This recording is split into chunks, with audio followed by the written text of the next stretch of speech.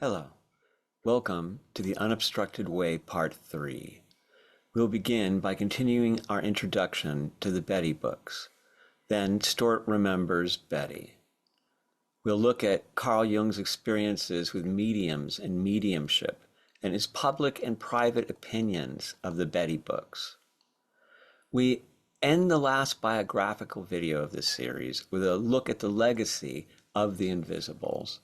Part 4 will begin our deep dive into the beliefs and practices of Stewart and Betty White. We'll begin by pondering the vortex and how to avoid it, and attaining and sustaining spiritual contact and stability. How? But now, let's look at the biggest bestseller Stewart and Betty and the Invisibles ever had, The Unobstructed Universe. Readers wondered why Betty didn't immediately return through a medium. Stewart insisted he was content with the overwhelming sense of Betty's, quote, merry, unquote, presence that kept him company every day. Then the phone calls and letters began. Friends, acquaintances, even strangers reported experiences with Betty. Some felt the same presence and glow of happiness that Stewart had. Others had dream conversations with her. Practical jokes and emotional epiphanies were reported. Stewart had the sense that Betty was making the most of her newly gained unobstructed body. Then came Stewart's fateful visit to Joan and Darby, where Betty crashed the party and proved in no uncertain terms to Stewart that their work together was not finished. As we have seen, 2 hours of intimate details without hesitation or error convinced Stewart he was talking to his wife. But there was one miss, or so Stewart thought. Stewart was confused when Betty mentioned blue slippers. Stewart had forgotten, Betty said, but he would remember. Stewart could not for the life of him remember any blue slippers. Then through Joan, Betty dictated a letter that Stewart was to deliver to the woman who'd been Betty's nurse. Stewart thought the fragments he had written down too sparse and generalized, but they turned out to be specific and credible. The nurse had the same experience Stewart had. The evidence was overwhelmingly accurate. Stewart, off the cuff, asked the nurse if she remembered anything about blue slippers. She did. When in the hospital, Betty had asked Stewart to bring her slippers, but instead of comfortable ones, he had brought her fancy, high-heeled boudoir slippers. They had laughed about that. But Stewart remained unconvinced. Then he spoke to the man who took care of his house. The man recalled the blue slippers quite clearly. Betty had told Stewart to bring slippers, so he had bundled them up along with other items. In the trauma of her hospitalization, Stewart had buried the memory, but now he recalled it. Not only did Betty predict that Stewart would remember, she also knew he had forgotten. Betty had not returned to speak through Joan just to reassure Stewart. She was eager to report on her latest adventure, life in the unobstructed. Betty compared the obstructed universe to a black and white photograph, and the unobstructed to a color photograph of the same scene. Just as a color photograph provides more information than a black and white one, unobstructed souls know more of the world than we do. An electric fan is her symbol of how frequency influences our obstructed human senses. The blades look solid when motionless, but when the fan is on, the blades seem to disappear. We can look right through them, yet they are there. In the Unobstructed Universe, Stewart tells us Betty taught Joan to visit the unobstructed. Joan described what Betty looked like there. She described unobstructed bodies as, quote, beautiful, shining with color and light, the intensity of which reveals a personal frequency as unique as a fingerprint. Here, Joan describes Betty, quote, "She looks just as she looked in her garden, except that she shines. There's a soft, rosy glow from her, and it is warm and sweet and very, very comforting to feel. It is friendly and kind. There is great strength in it. Her color is a beautiful new color I've never seen anywhere else.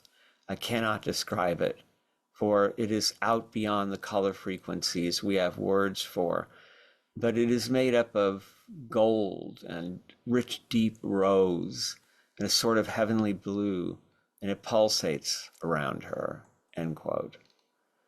Joan describes the voices of the invisibles as a kind of, quote, "music of the spheres," end quote. Betty's voice sings out, ringing with laughter, inspiring adoration in all who know her in the Unobstructed, where she, quote, "is accumulating to herself a great deal of power and graciousness and strength because of the work she is doing," end quote. For the first time in this book, the Holy Bible came up. The Old Testament may be bloody, but at least it includes singing and laughter. The New Testament promises comfort for those who mourn, because mourners try to discover the truth about death and find it is a shift of form, not a final ending. Betty praised Christianity for helping the world to envision, quote, "individual and collective liberty," end quote. But from Betty's perspective, Christianity is not the only path to realization. Quote, "So many stepladders by which to get back. So many stepladders the human race has accumulated.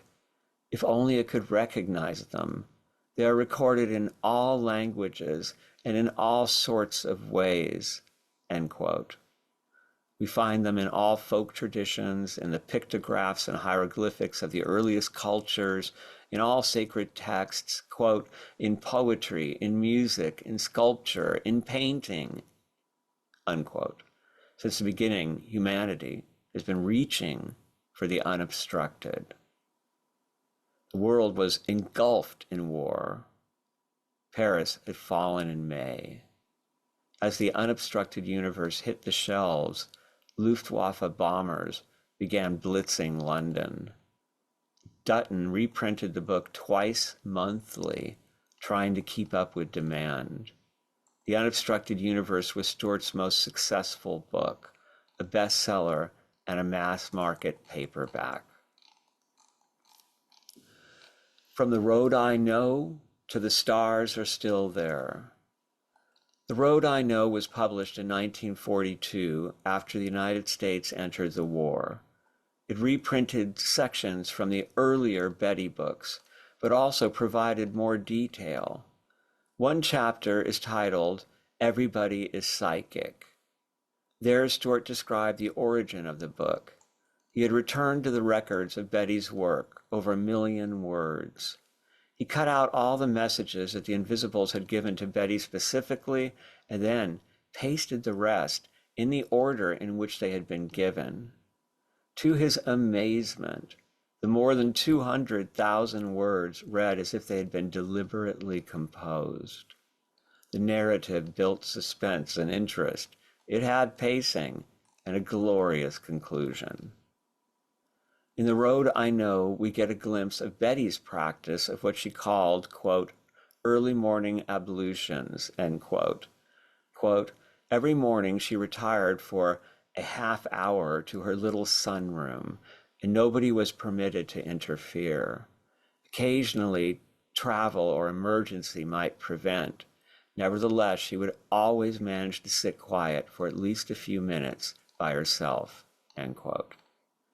Betty explained the purpose of this practice as, quote, "tuning, ordering," unquote, which she compared to setting up a beautiful place to camp comfortably while the big temple of one's lifetime is built.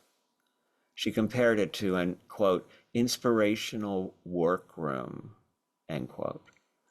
The Invisibles chimed in on this topic.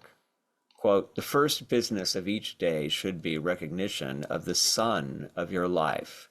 unquestioning and eager heart, lifting acknowledgement of the warm, loving, positive, creative force of the universe beyond your knowledge.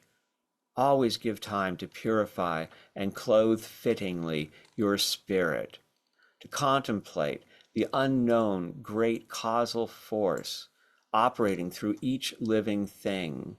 Unless you make a conscious exercise of this, conscious power is not yours throughout the day. End quote.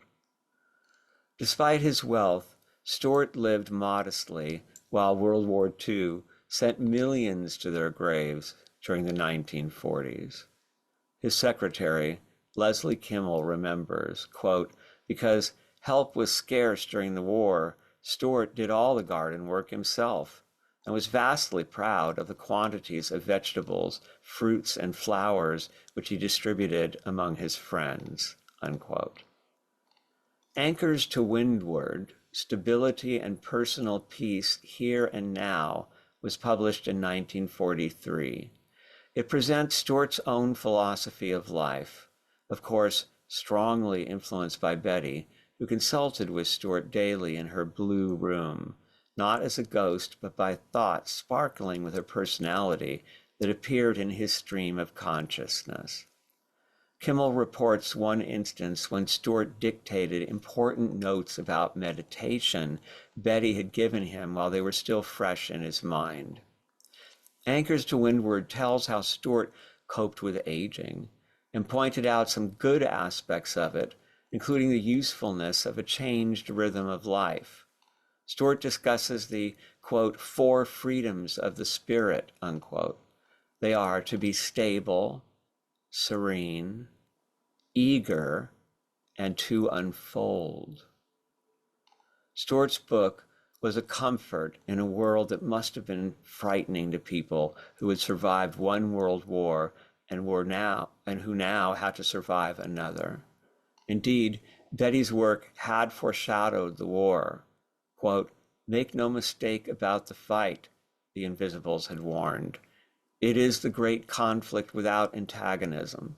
The big things of your war were done more with attention fixed on the freedom of the world than by the strength of hatred, unquote. The patriotically titled The Stars Are Still There, 1946, included the chapter The War Dead, in which Stewart shared information from Betty about what crossing over was like for confused soldiers and other casualties. Each is met by an invisible who speaks their language, who surrounds them with a vision of what they find comforting and familiar. Most of them do not realize they have died. In The Stars Are Still There, Stewart quoted more heartbreaking letters from the tragedy of the war, but also letters from grateful people helped by the Betty book and the Unobstructed Universe. 18 months after publication of the Unobstructed Universe, Stewart received just shy of 500 letters a week. 5 years later, he was still getting 100 letters a month. He relied on Betty's guidance and on the Invisibles to provide genuine responses rather than platitudes. Stewart also shared this very direct message from the Invisibles to those seeking their help. Quote, your progress is in your own hands. We can do little but watch you gain necessary strength before we can help you further. That is the law.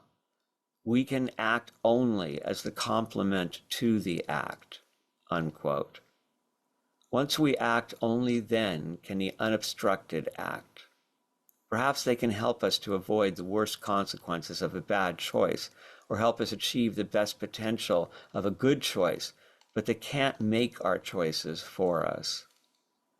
The Invisibles repeated that the great interest in spirituality that made the Betty books bestsellers would soon wane, to return even stronger. Aware of this rhythm in human affairs, the Invisibles conducting these experiments in the Obstructed allowed, quote, the force of each wave of effect to gain the effect of its power, to fall and break, to ebb back, to gather for a new surge. The pause is fruitful. It allows the scum and wind drift and jetsam to be floated away, leaving the sands clean for a new impression, unquote. Besides, the consequences of such experiments, especially when they become popular, may be unexpected. The Invisibles admitted, quote, "It is hard for us to foresee here what will be the results of this more general belief and how much we dare reveal," unquote. Stewart also reported that Betty's work had attracted unexpected interest in the world of physics. Quote, "Just under 30 scientists, a number of them heads of research laboratories, and all of national standing. They simply ignore the alleged source. They are interested in the content, which they seem to find highly significant. Each claims to have discovered in it either some principle helpful to work he is doing or suggestion for research along a new line.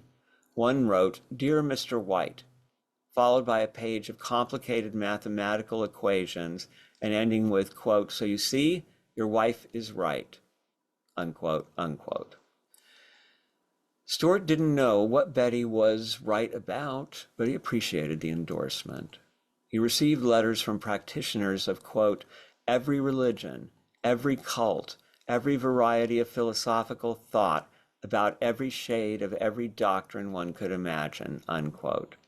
They all shared the conviction that the teachings Betty had brought from the unobstructed reflected their own views about truth. Stewart reported that he got very few, quote, "crank letters," unquote.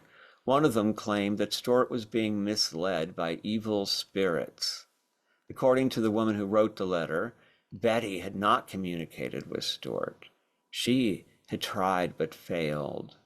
Instead, she came to the writer of the letter driving in an automobile made of ectoplasm. Many of the exchanges are poignant. One afternoon, a young woman appeared at Stewart's door. Automatic writing had produced the message, "Go see SEW." Nothing else. Having read The Unobstructed Universe, she found her way to his door. Her brother was fighting in the South Pacific. She wanted Stewart to find out about him. He explained he did not have a way to do so. So they sat a while and talked about the book. Stewart had a hunch that he should talk about, quote, "death and separation and bereavement," unquote. The same evening she called him to tell him she had just received a telegram that her brother had been killed. She doubted she could have faced it without first having their talk. Stewart leaves us to wonder if it was her brother who wrote those initials by automatic writing. Stewart received letters from the bereaved begging him for some sort of proof of Betty's survival. Most of the letters were respectful. Some pointed out that since Stewart was such a great writer, he could have easily invented the details. A few letters were belligerent. Here's an example from one of his responses. Quote, "I can give you my personal word of assurance that everything I have written in these books is a straight reporter's job, as carefully prepared as possible. These things all happened as set down without embellishment. I really think I would be considerable of a skunk to have done otherwise, don't you?" Unquote. Here is another of Stewart's poignant replies addressed to a widow who wished to know if her husband could still see and hear her. Quote, "I gather that Betty, and at least all others in the unobstructed universe who have attained a certain degree of development, inhabit the whole universe and are able to see all of it, theirs and our own. If they do not habitually see our aspect when they happen to be here, they can at least easily adjust their frequency to be able to do so. All that Betty has said on this subject has indicated that most certainly your husband can see and hear you." Unquote. He answered her question confidently, but then he goes into greater detail. Quote, "She has many times remarked that one of their great deprivations over there is their inability to obtain from us a response to their efforts and their proximity. As for contact depending on some contribution from us, I think we shut them off by indifference or lack of faith, unquote. For the bereaved, there is comfort in the fond saying that the lost loved one is always with them, but Stewart reports that this is not the case. Quote, "And no, I do not think they are always near us. Betty told us with considerable scorn that most decidedly she is not, quote, always hanging around, unquote. After all, they have a life to live, but they are within magnetic call, so to speak, in case of a deep desire or a real emergency, and they may spend with us considerable of their leisure off their own jobs. But isn't that exactly what we do here?" Unquote. As we have seen, Jung admitted privately that he was inclined to consider Betty not only an archetype, but an actual spirit, an example of consciousness surviving death. But in public writing, Jung salted his praise for the Whites with skeptical comments, including the observation that a certain industrial age perspective gave Betty's depiction of the afterlife an awfully American flavor. This paragraph that concludes Stewart's letter to the widow may be an example of what Jung was getting at. Quote, "Betty once announced that she was, quote, going to have more time with you now, unquote. We urged her not to curtail what must be important work just for us. Quote, 'You do not understand,' Betty replied. 'I have earned this time, and when one earns time off here, he has to take it,' unquote. So there is leisure to spend with us if the tie is close enough," unquote. But Jung would seem to confuse the details of metaphors for the reality they intend to describe. Betty often warned readers that her words were not to be taken literally. Days before his death, Stewart delivered the manuscript for his book With Folded Wings. It's a melancholy work compared to the earlier bestsellers. In it, Stewart gathers all the salient points of the work he had done with Betty. Stewart's previously long and vigorous paragraphs have become short sentences in summary. Extensive quotes, mostly from the Invisibles, were no longer crafted into a conversational exchange. They supported and illustrated each point almost in the form of a legal argument. The final chapter is called, quote, "The Gentle Art of Dying," unquote. Stewart reassured himself and his readers that while sickness may cause suffering, dying is easy and pleasant. He quoted several examples of Invisibles telling about their own, each a liberation. He also shares the unobstructed view on suicide. Quote, "Those who deliberately and not by submission to accident beyond their control take into their own hands the termination of prescribed experience are in a different class. The very renunciation of responsibilities exerts a magnetic attraction which reorients the psyche back toward responsibilities, so that in place of impulse forward toward onward progress, the soul is bound by an urge which it cannot overcome to the backward view," unquote. This may inspire images of ghosts haunting people and places, but the Invisible suggested we, quote, "do not confuse this with a conventional picture of the earthbound spirit. Opportunities for certain fulfillments were lost. The soul becomes so fixated on regret that in the next state of being, they may not be able to see new opportunities.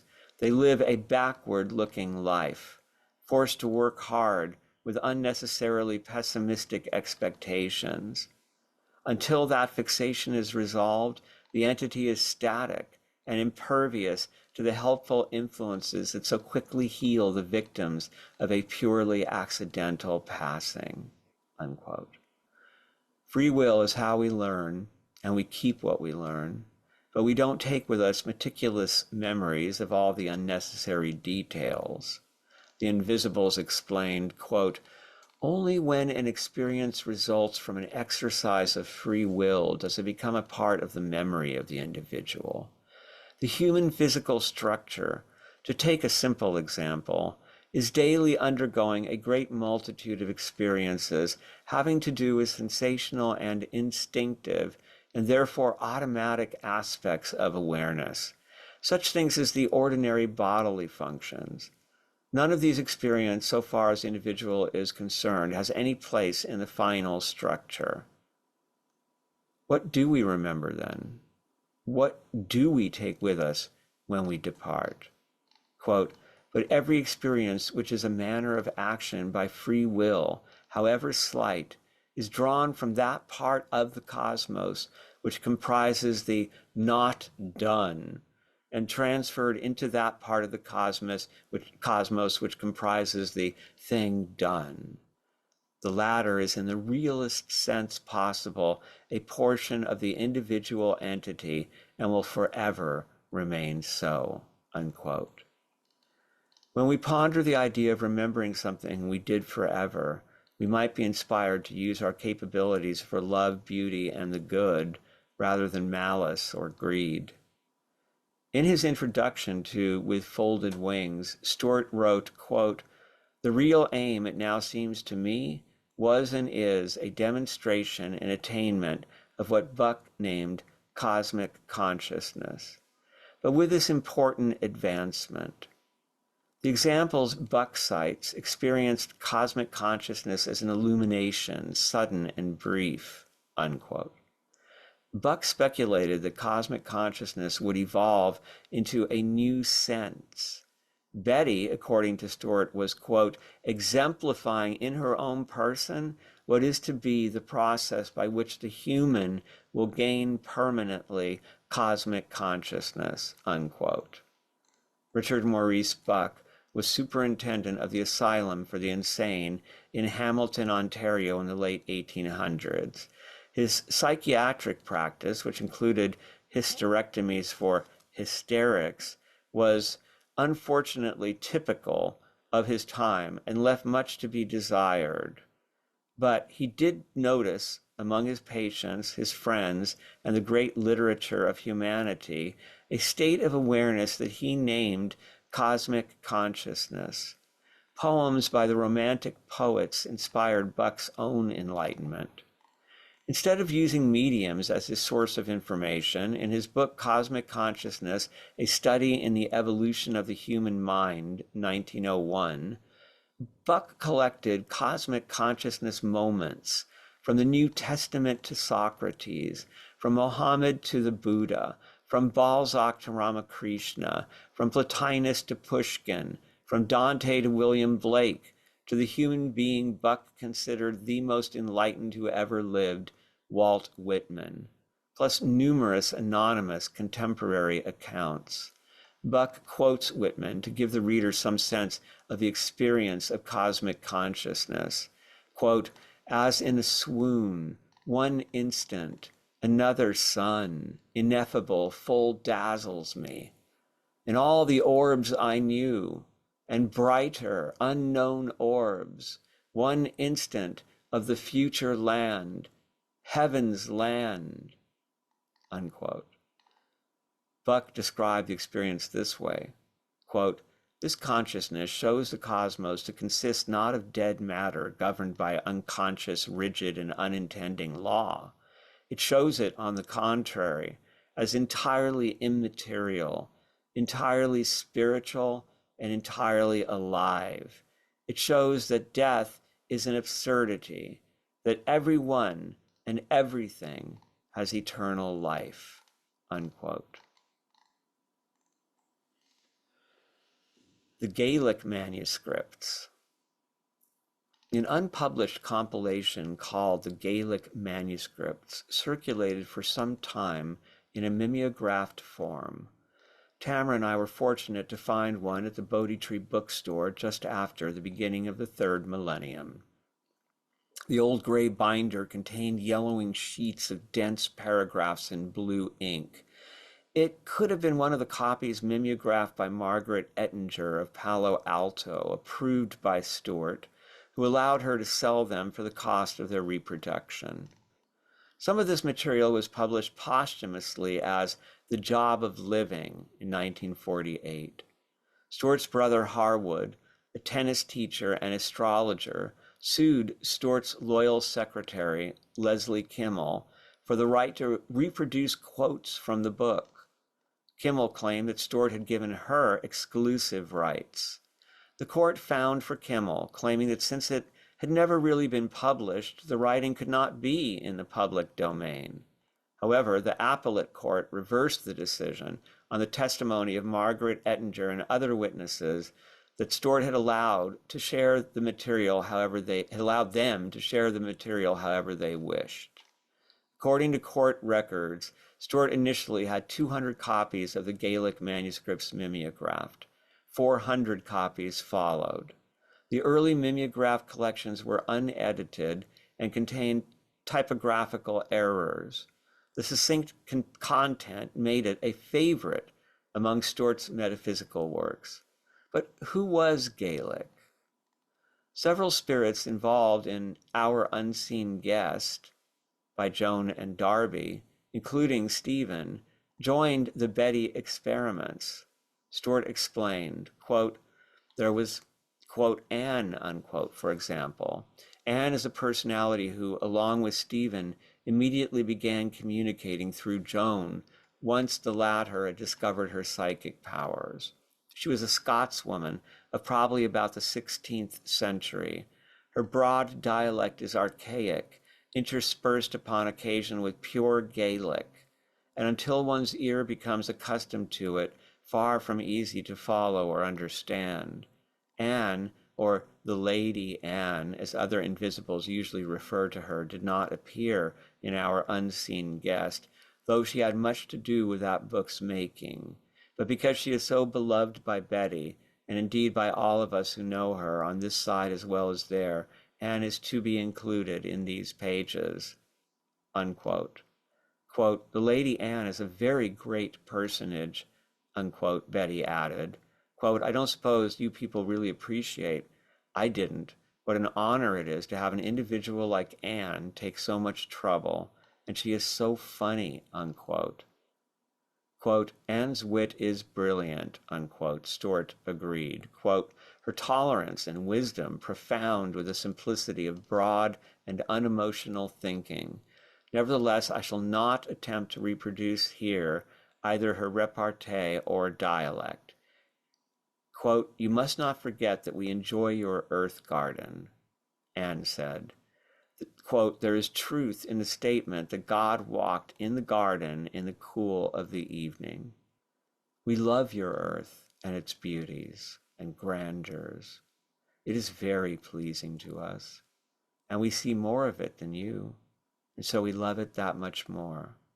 It is a wonderful place, even the obstructed aspects, and unobstructed, it is heaven to us who developed our quantity there, unquote. As we shall see, a key point in the teachings channeled by Betty is the difference between quality and quantity of consciousness.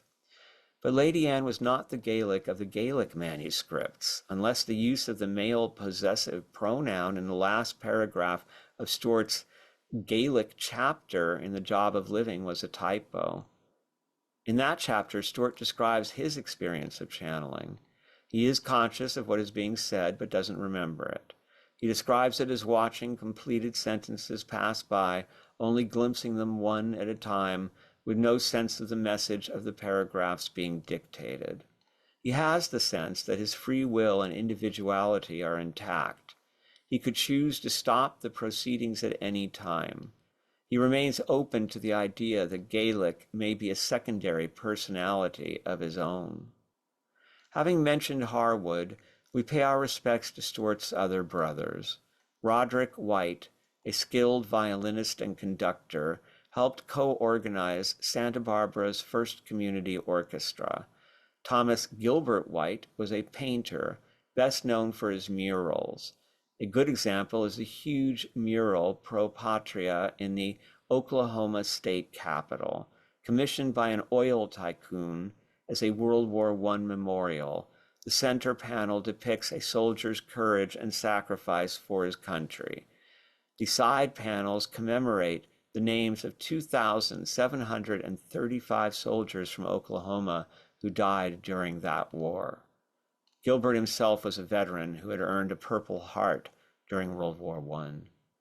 Gilbert was a devoted Parisian. All his murals were painted in Paris, then shipped to America. He had gone to Paris to study with great artists like James McNeill Whistler. Gilbert's studio became a popular meeting place for artists. His murals can be seen in the state capitals of Utah and Kentucky. Stewart remembers Betty. In With Folded Wings, Stewart remembers the woman he loved and with whom he explored frontiers from Alaska to Central Africa and the border between life and death. It's the best biography we have of her, and a moving testament to the love of a man for a woman. He tells us that Betty is, quote, half Spanish, half Scotch. She was born on the Isthmus of Panama, raised in Newport, and married a Westerner. Her mother was a Roman Catholic, her father a Scotch Presbyterian. She was brought up an Episcopalian, unquote. This description continues, quote, Betty was a little woman. She always maintained that 5 feet was her, quote, official height, unquote. For 30 years, I made her a standing offer of $500 for herself or her pet charity if measurement would prove that claim, and a further offer of $100 if she would be measured at all. These offers she always refused with dignity. Nevertheless, her proportions were so harmonious, and she carried herself with so spirited a lift of the head that her tiny stature had its own unique personality. People called her exquisite. I suppose that was the adjective most often used to describe her, although she seemed to have the secret of perpetual youth. Until her last illness at 59, her figure was as slender and well-formed, her hair as soft and abundant and brown. She never had a gray hair, her skin as smooth, her cheeks as shell pink as at 25. This is not my own infatuous opinion, but the occasion for wondering remarks by so many of her friends that I have to believe it factually true. Stewart tells us that Betty was raised in Newport, Rhode Island, but also in fashionable hotels in Jamaica, Bermuda, Florida, and California. He teased her about the fact that since infancy she had a nanny who dressed and undressed her and did the chores. Betty was what used to be called an American aristocrat.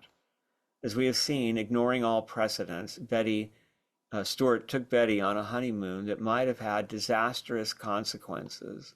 A 4-month camping trip in the wild Sierras.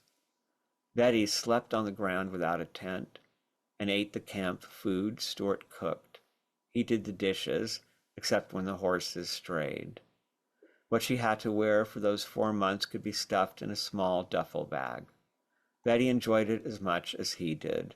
Stewart explained, quote, for Betty had a good time always, unquote. He marveled that her joy and zest for life lasted all her life. She described old age as what happens when you, quote, stop looking at things, unquote. Stewart continued, quote, one gift that she had always possessed was greatly developed, or perhaps only more clearly disclosed by the life she led with me.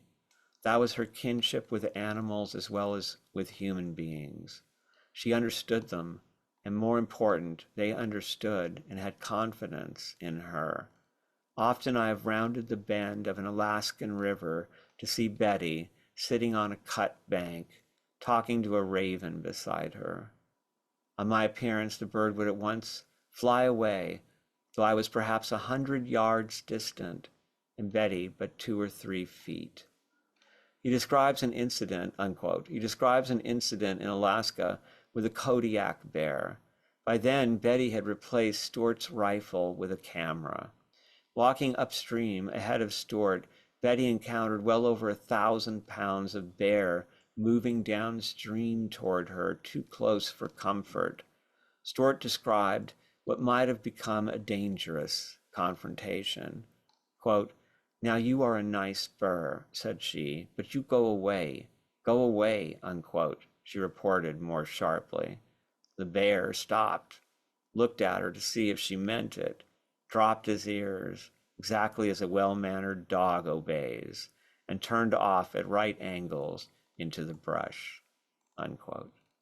Such encounters with bears, deer, and other wild animals convinced Stewart to heed Betty's warnings when she advised him not to take pictures of bears she described as, quote, "feeling cross," unquote.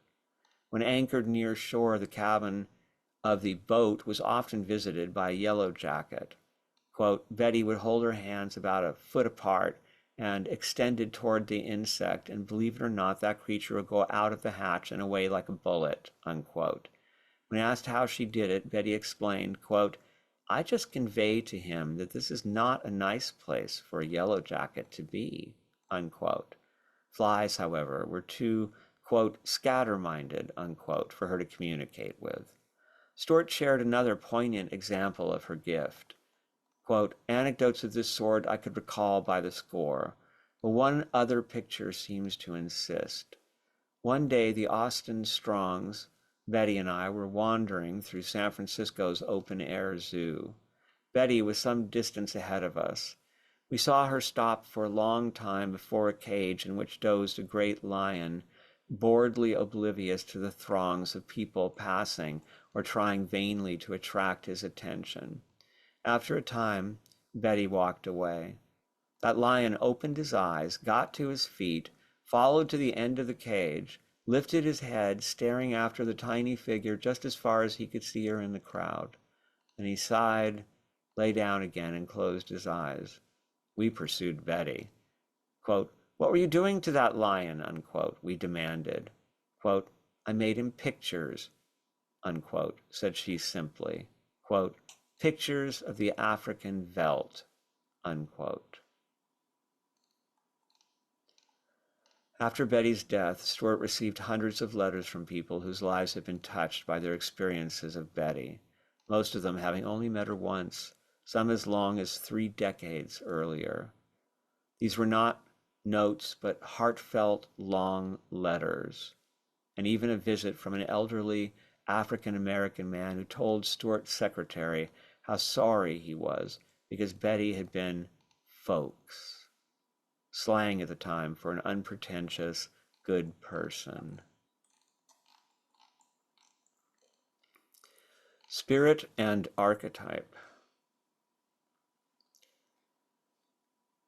H.C. McComas, in a review of the Betty book in the American Journal of Psychology, Volume 51, Number 3, July 1938, spared no snark.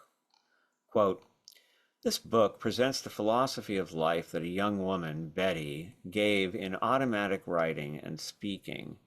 An appendix supplies some of Mr. White's observations of what happened in the 18 years that these seances occurred. The greater part of the book is concerned with ethical and spiritual ideas which resemble a great deal of the material one gets from the better educated spiritualists. It has much to say about the difficulty of making contact with the, quote, the other side, unquote, and the necessity for more introversion among the pathetic extroverts. The appendix describes several mediums who have succeeded in making the so-called beta body visible. White admits that this material is not presented as scientific data. His interest centered upon obtaining the philosophy of the invisibles rather than acquiring psychological data on automatisms. It is rather pathetic, however, to see a man like White engaged in the sort of things that Betty spouts," unquote. Henry Clay McComas earned a PhD from Harvard University in 1910. An assistant professor of psychology at Princeton University, he was a member of the American Society for Psychical Research. Like Stewart, but unlike Stewart, he never found a medium who could convince him of the reality of the phenomena.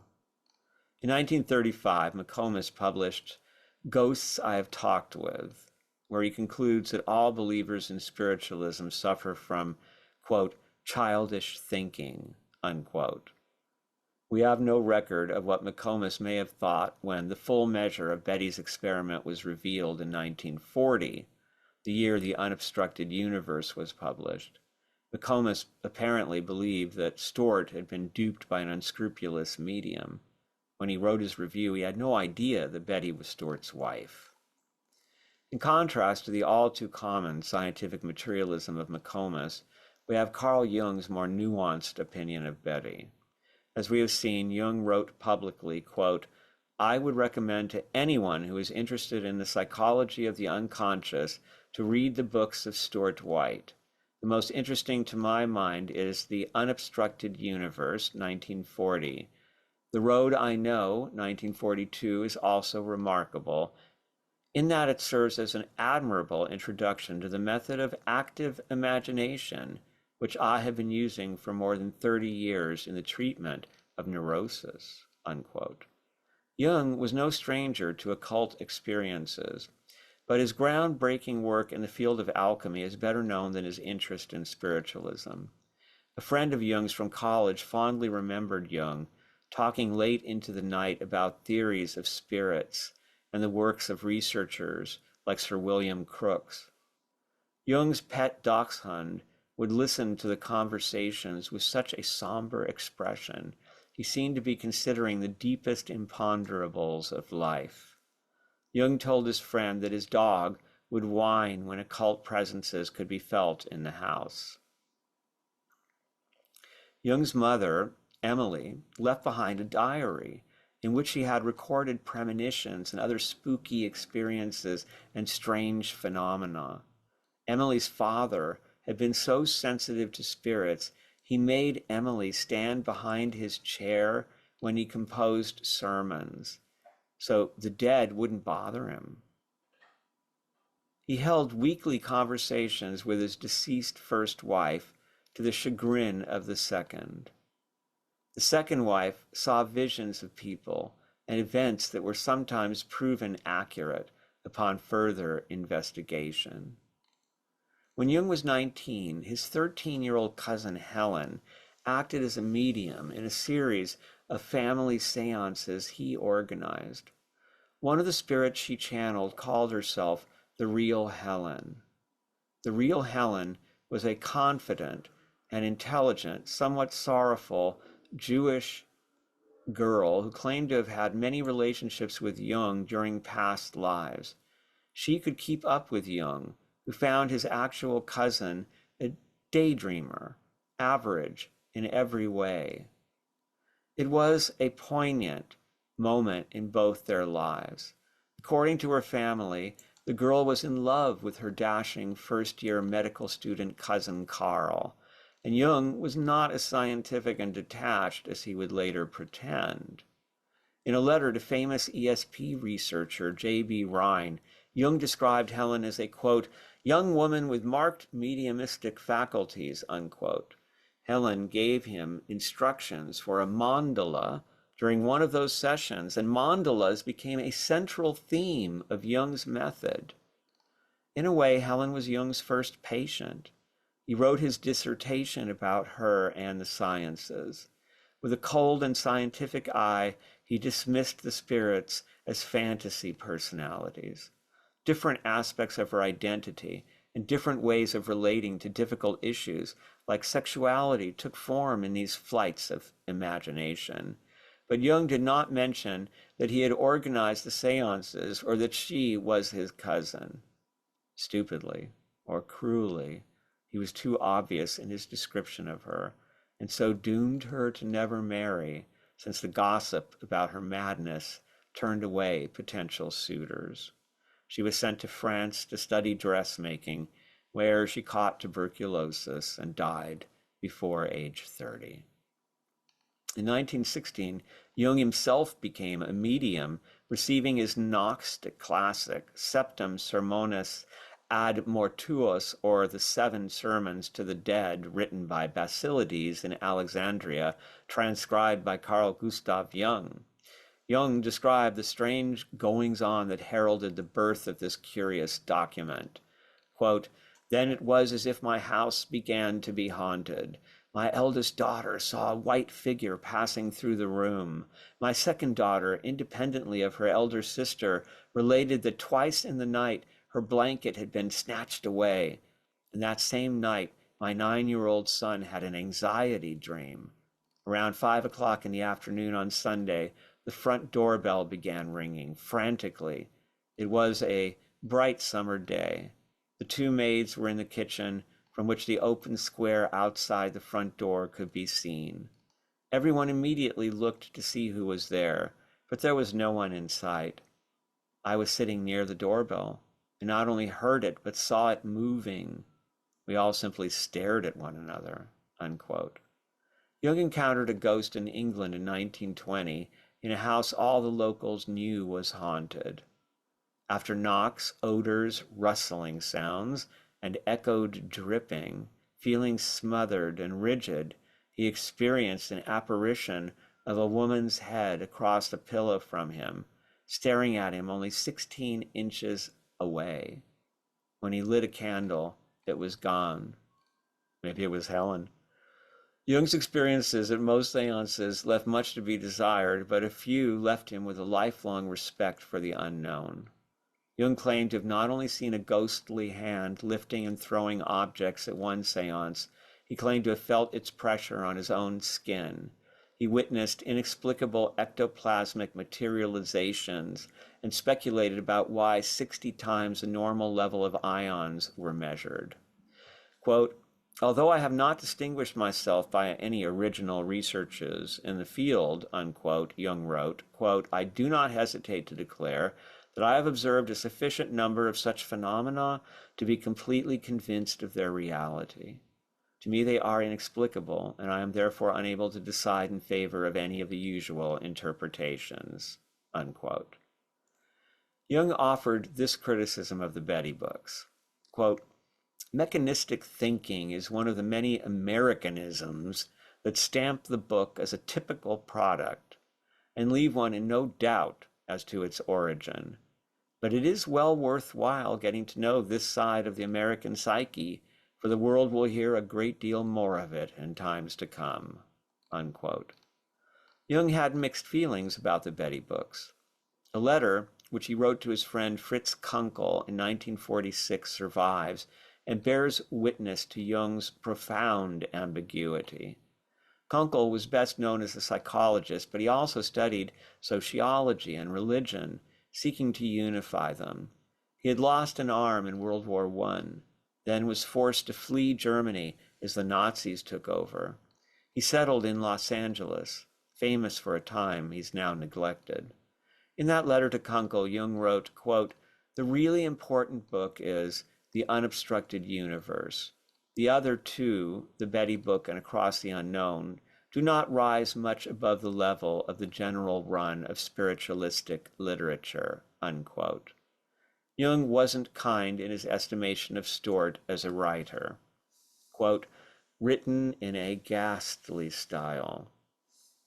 It contains ideas of fundamental importance which, despite the barbarous setting, seem to me significant enough to be taken seriously.